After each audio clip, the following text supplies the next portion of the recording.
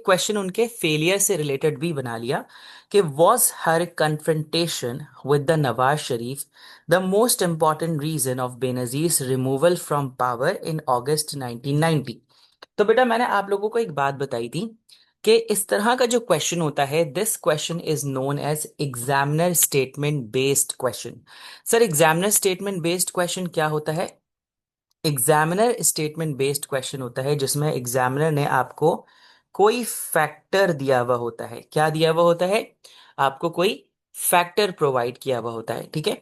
तो उस फैक्टर को भी आपने एक्सप्लेन करना होता है और इसके अलावा भी जो फैक्टर्स होते हैं उसको एक्सप्लेन करना होता है। So this is the examiner statement, the factor given by examiner, and this is your main theme of the question. Main theme मतलब क्या होता है sir? Main theme is that thing बेटा over which your question rotate, जिसपे आपका पूरा का पूरा क्वेश्चन जो होता है वो रोटेट हो रहा होता है। इज इट क्लियर बेटा? Is it clear? तो अब जरा देखो इस वाले क्वेश्चन में हमारी मार्किंग स्कीम क्या होगी बेटा, ठीक है। तो हमारी मार्किंग स्कीम होगी, तो बेटा हमारे पास यहां पर क्या है मैं आप लोगों को बता देता हूँ। Confrontation with the Nawaz Sharif, the first thing कि नवाज शरीफ के साथ जो बेनजीर के कन्फ्रंटेशन थी, जो उनकी टसल थी उनके साथ, जो रेजिस्टेंस नवाज शरीफ शो कर रहे थे बेनजीर की गवर्नमेंट को, that will be the first factor. क्योंकि ये क्वेश्चन में मेंशन था तो हम इसको लाजमी एक्सप्लेन करेंगे। Number two, we have read about the Pakka Qila massacre. ठीक है, उसने कैसे कंट्रीब्यूट किया बेनजीर के क्राइसिस के अंदर, चैलेंजेस के अंदर। Then confrontation with the president, और यू नो दैट कि ये कौन से प्रेसिडेंट है बेटा? गुलाम इसहाक खान, GIK। देन बेटा फैमिली प्रॉब्लम या challenges from the family side, and then fail to fulfil the promises. ये सारी चीजें बेटा हम डिस्कस करेंगे इस क्वेश्चन के अंदर। द फर्स्ट थिंग इज बेटा कि कन्फ्रंटेशन विद द नवाज शरीफ। अब आपको मैंने एक बात बताई थी कि वाई नवाज शरीफ वो so much against of the Benazir Bhutto, because this rivalry started from the time of Zulfikar Ali Bhutto.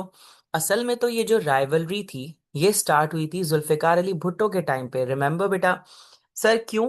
क्योंकि बेटा जो हमारे जुल्फिकार अली भुट्टो साहब थे, ठीक है, जो कि पाकिस्तान के प्राइम मिनिस्टर भी थे, जुल्फिकार अली भुट्टो ने अपने टाइम पे की थी बेटा नेशनलाइजेशन। क्या कर दी थी बेटा? नेशनलाइजेशन। तो सर इसकी वजह से क्या हुआ बेटा? बेटा इसकी वजह से ये हुआ कि जो नवाज शरीफ के फादर की स्टील इंडस्ट्री थी, मतलब इत्तेफाक ग्रुप ऑफ इंडस्ट्रीज, इत्तेफाक ग्रुप ऑफ इंडस्ट्रीज में से एक जो स्टील इंडस्ट्री थी भाई वो भी नेशनलाइज हो गई थी। और उस नेशनलाइजेशन की वजह से उस स्टील इंडस्ट्री को बहुत नुकसान पहुंचा था। तो वहीं से Nawaz Sharif decided to come into the politics and he became a strong critic, rival of the Zulfikar Ali Bhutto. You know that कि जुल्फिकार अली भुट्टो की ही तो डॉटर है बेनजीर भुट्टो, राइट? तो इस वजह से कहीं ना कहीं राइवलरी ये कंटिन्यू थी and Nawaz Sharif was against the Benazir Bhutto. तो अब क्या होता है बेटा? Nawaz Sharif was continuously resisting the Benazir's government, right?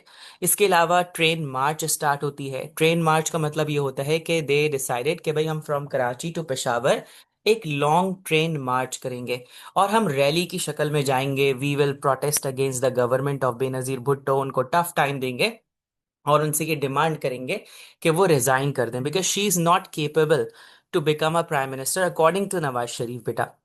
Later on हम ये देखते हैं बेटा कि ही ग्रेजुअली ऑर्गेनाइज्ड, क्या किया उन्होंने बेटा? He gradually organised no confidence motion in the national assembly. Sir ये नो कॉन्फिडेंस मोशन क्या होता है बेटा?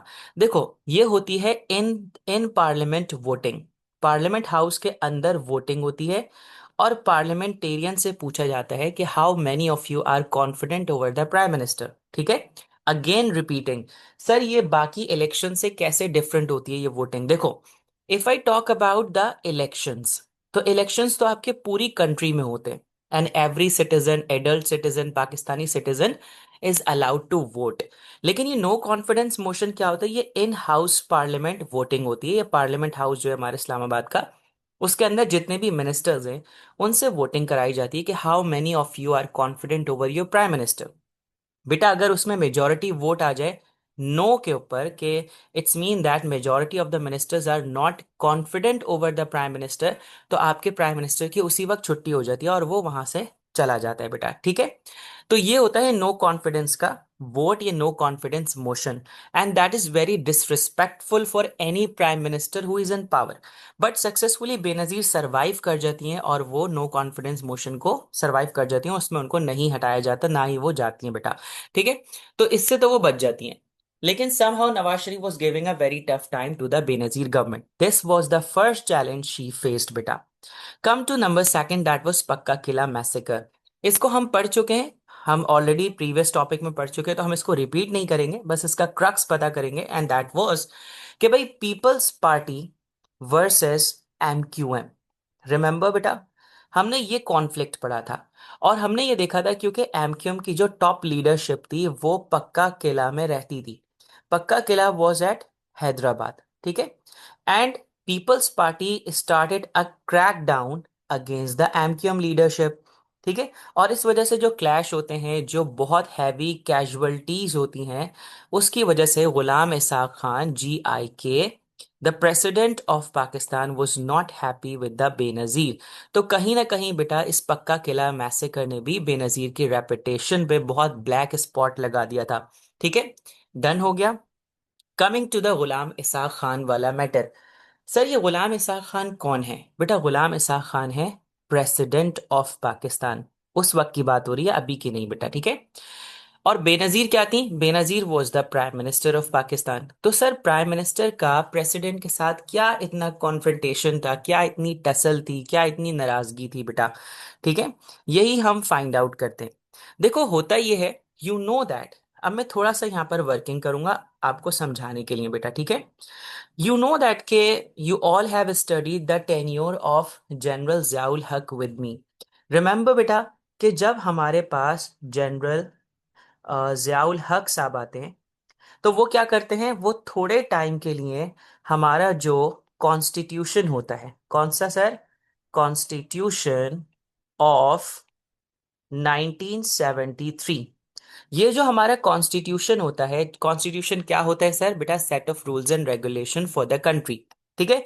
तो वो इस कॉन्स्टिट्यूशन को क्या कर देते हैं? सस्पेंड कर देते हैं। सस्पेंड का मतलब होता है थोड़े टाइम के लिए रोक देते हैं। और फिर he did amendments over it. Sir ये अमेंडमेंट का क्या मतलब होता है बेटा? अमेंडमेंट का मतलब होता है चेंजेस। कौन कर रहा है चेंजेस? जियाउल हक। किस चीज में? कॉन्स्टिट्यूशन ऑफ पाकिस्तान में। सर वो क्या चेंज करते हैं बेटा? वो बहुत ही खतरनाक चेंजेस करते हैं और उसमें एक सबसे इंपॉर्टेंट शक्तियां अपने पास ले लेते हैं बेटा, and that was eighth amendment. याद रखने वाली चीज है, eighth amendment. Article article 58 two B, ठीक है। सर ये आपने क्या इतनी मुश्किल सी बात लिख दी, हमें कैसे याद रहेगी? बिल्कुल याद रहेगी, थोड़ा सा याद करने की जरूरत है बेटा, रट्टा शट्टा लगा लीजिएगा। एथ अमेंडमेंट आर्टिकल 58 टू बी, चले सही है सर, हम इसको याद भी कर लेते हैं, एथ अमेंडमेंट आर्टिकल 58 टू बी। लेकिन सर ये है क्या और ये करता क्या है? ये क्या आर्टिकल है? ये क्या पावर दे रहा है? आपने कहा सारी पावर जिया के पास आ गई। जिया मीन्स प्रेसिडेंट के पास आ गई, ठीक है। ये पावर जिया की अपनी पावर नहीं है, ये पावर, ये जो है वो प्रेसिडेंट की पोस्ट की पावर है। तो ये ऐसी पावर थी बेटा जिसके अंदर प्रेसिडेंट जो होता है वो इतना पावरफुल हो जाता है कि he can dismiss the prime minister any time. President can, क्या कहा मैंने? Dismiss prime minister any time. किसी भी टाइम उसको लगता है कि प्राइम मिनिस्टर जो है वो प्रॉपरली मैनेज नहीं कर पा रहा, सो ही कैन यूज हिज एथ amendment power and can dismiss the prime minister. Got it बेटा? तो ये समझाने के लिए मैंने आपको ये सारी वर्किंग की, सिर्फ ये बताने के लिए कि how much powerful was Ghulam Isaac Khan. But the question is that कि why Benazir was having so much confrontation, क्यों इनके बहुत सारे कन्फ्रंटेशन थे, why she was not happy with the president. अब जरा समझना बेटा, देखो, क्योंकि president was strong, he was interfering in the matter of the prime minister also. पहली बात क्या थी? Ghulam Isaac Khan was interfering in the matter of prime minister. Prime minister कौन है? बेनजीर भुट्टो। सर क्या इंटरफेरेंस कर रहे थे बेटा? देखो, appointment appointment appointment of governors of the province, ठीक है। इसके अंदर गुलाम इसाक खान साहब अपनी मर्जी चला रहे थे। ठीक है, बहुत सारी चीज़ों को चेंज कर दिया करते थे। और कहीं ना कहीं गुलाम इसाक खान का जो एक माइंडसेट था, वो ब्यूरोक्रेट मिलिट्री माइंडसेट था, जिसमें वो ये समझते थे कि Benazir is a threat to Pakistan. मतलब Benazir is not that much capable कि जिसको हम पावर दे सकें और जो कंट्री को रूल कर सकें। उनके अपने ये एक मानना था, उनका अपना ओपिनियन भी ये था कि he was not very much satisfied with the Benazir. ठीक है। और फिर इंटरफेयर भी करते थे पॉलिटिकल मैटर्स में। राइट। फिर बेनज़ीर ने अपनी मर्जी के जजेस को जब अपॉइंट किया बेटा, बेनज़ीर ऑल्सो अपॉइंटेड अपनी मर्जी के जजेस in the judiciary. So Ghulam Isaac Khan started criticising the Benazir Bhutto. तो इस तरह से the relations were not good between the prime minister and president. क्या नाम है बेटा इनका? इनका नाम है गुलाम इसहाक खान। ठीक है, GIK के तौर पे हम इनको याद रखते हैं। ठीक है भाई, डन हो गया। Now come to another topic, that is family problem. आप इनको जानते होंगे, आप सब इनको जानते हैं। ये इनकी जवानी की तस्वीर है, अभी आपने इनको बुढ़ापे में देखा होगा। इनका नाम है जी आसिफ अली जरदारी। क्या नाम है इनका? नाम आसिफ अली जरदारी। ये पाकिस्तान के पहले भी प्रेसिडेंट रह चुके हैं और अभी भी ये पाकिस्तान के प्रेसिडेंट हैं। इनका ताल्लुक पाकिस्तान पीपल्स पार्टी से है। अब अगर मैं और समझाने की कोशिश करूं, he was the husband of Benazir Bhutto, और बिलावल भुट्टो के अब्बू हैं ये। ठीक है भाई। तो अब होता क्या है बेटा, Benazir was facing a lot of problem from the family. तो सर क्या ये हस्बैंड की वजह से कोई प्रॉब्लम थी या और भी प्रॉब्लम्स थी? लेट मी क्लियर इट बेटा। अब मैं तुम लोगों को और थोड़ा सा बताता हूं कि बेनजीर को सिर्फ एक प्रॉब्लम नहीं थी फैमिली की वजह से, बल्कि मल्टीपल प्रॉब्लम्स थी। So if I talk about Benazir's family, ठीक है, first challenge which she received was from her mother. सबसे पहला चैलेंज उनको कहाँ से मिलता है बेटा? उनकी मदर की तरफ से। सर मदर क्यों? बेटा मदर इस वजह से क्योंकि मदर वॉज इन फेवर कि उनका बेटा मीर मुर्तजा भुट्टो, जो कि बेनजीर का भाई है बेटा। ठीक है, मीर मुर्तजा भुट्टो जो बेनजीर का भाई है, he should be the chairman of the Peoples Party. उनकी मदर का ये कहना था कि भाई बेनजीर मेरी बेटी है, मेरी बेटी के बजाय मेरा बेटा मीर मुर्तजा भुट्टो जो है, उसको चेयरमैन होना चाहिए था पार्टी का। Why Benazir is the chairman of the political party? पहली बात तो हो गई है। तो मतलब उनको अपनी मदर की तरफ से ही पहला चैलेंज मिल रहा था। दूसरा चैलेंज उनको मिलता है अपने ब्रदर की तरफ से। अब वो ब्रदर कौन होते हैं बेटा? Brother Mir Murtaza Bhutto. Sir brother ने ऐसा क्या कर दिया था और मीर मुर्तजा भुट्टो की वजह से बेनजीर को क्या चैलेंज फेस करना पड़ा था? देखो, Mir Murtaza Bhutto was not in favour, not in favour of Benazir. ठीक है, not in favour of Benazir. वो ये चाहता ही नहीं था कि बेनजीर भुट्टो की गवर्नमेंट हो, और वो बेनजीर को भी ओपनली क्रिटिसाइज करते थे। और बेनजीर के भाई आसिफ मतलब बेनजीर के शौहर, अस्तगफुरुल्लाह, बेनजीर के शौहर जो हैं, असल में भाई शौहर मदर के बीच में मिक्सअप हो गया सब कुछ। तो वो बेनजीर के हस्बैंड जो हैं आसिफ अली जरदारी को भी पसंद नहीं करते थे और उनको भी क्रिटिसाइज करते थे। सर क्यों करते थे? क्योंकि उनका ये कहना था कि बेनजीर ने मेरे फादर की जो एसेंस ऑफ गवर्नमेंट है, मतलब जो नेशनलाइजेशन थी, उसको पूरा का पूरा चेंज कर दिया और उसको प्राइवेटाइजेशन में कन्वर्ट कर दिया। Means the form of government which was followed by his father was completely changed by the Benazir Bhutto. ये उनका मानना था मेरा बच्चा। ठीक है जी। अब मैं आपको क्या क्या और बातें बताऊं। चलो, ये हो गई डन बात। ठीक है जी। अब इसके बाद आता है एक और चैलेंज, और वो आता है बेटे हस्बैंड की तरफ से। अब हस्बैंड की तरफ से बेनजीर को क्या चैलेंज होता है? Because of has bad reputation. Sir उनकी क्या बैड रेपुटेशन थी? हम किसी की बुराइयां नहीं डिस्कस करते बेटा, लेकिन जो कुछ हमने डॉक्यूमेंट्रीज में पढ़ा है, सुना है, उसके अकॉर्डिंग ये कह सकते हैं कि there were severe allegations over the Asif Ali Zardari. उनके हस्बैंड कौन थे बेटा? आसिफ अली जरदारी। ठीक है, उनके ऊपर क्या एलिगेशंस लगी हुई थी? बहुत ज्यादा करप्शन के चार्जेस लगे हुए थे, करप्शन की एलिगेशंस लगी हुई थी। अब अल्लाह बेहतर जानता है कि वो प्रूव हुई भी या नहीं, लेकिन उनको पनिशमेंट हुई, कई दफ़ा वो जेल भी गए, उनको एबडक्ट भी किया गया, उनको सीवियरली पनिश भी किया गया। ठीक है, तो इन सब चीज़ों की वजह से बेनज़ीर के ऊपर कहीं ना कहीं नेगेटिव इफेक्ट पड़ रहा था उनकी बैड रेपुटेशन की वजह से, जो कि या तो थी या बनाई गई थी, ठीक है। तो अब ये चैलेंजेस थे जो बेनजीर फेस कर रही थी, यू कैन सी। तो इसकी वजह से भी बेनजीर को काफी टफ टाइम फेस करना पड़ा भाई, right. Then we have fail to fulfil promises. अब ये वो वाली चीज है बेटा, सर कौन से प्रोमिसेस? बेटा you all know that Benazir का एक स्लोगन था, बल्कि बेनजीर का क्या, वो भुट्टो साहब का एक स्लोगन था, पीपल्स पार्टी का एक स्लोगन था। पीपल्स पार्टी का स्लोगन था बेटा, रोटी, कपड़ा और मकान, ठीक है। जिसको हम क्या कहेंगे, food cloth and shelter, that was the slogan of the Peoples Party. लेकिन बेटा पीपल्स पार्टी यही प्रोवाइड करने में तो फेल हो गई, रोटी कपड़ा और मकान। लेकिन सर बेनजीर क्यों फेल हो गए, और बेनजीर ने ऐसा क्या चैलेंज फेस किया?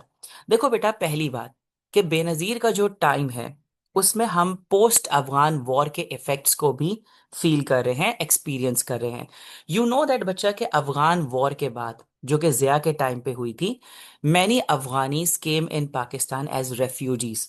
सो जब अफगानीज पाकिस्तान में आए, they not only came alone बेटा, they were having the drugs, they were carrying the weapons.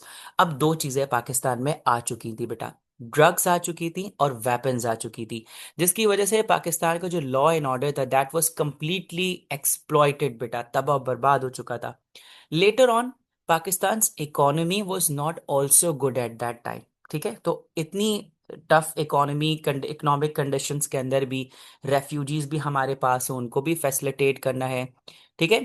अ, अब देखो जरा क्या है बेटा, fail to fulfil promises, economic development इतनी नहीं हुई, inflation was continuously rising. Sir inflation क्या होती है मेरा बच्चा? इन्फ्लेशन मतलब महंगाई बहुत तेजी से बढ़ रही थी, अनएम्प्लॉयमेंट रिमेन्ड हाई बेटा, राइट।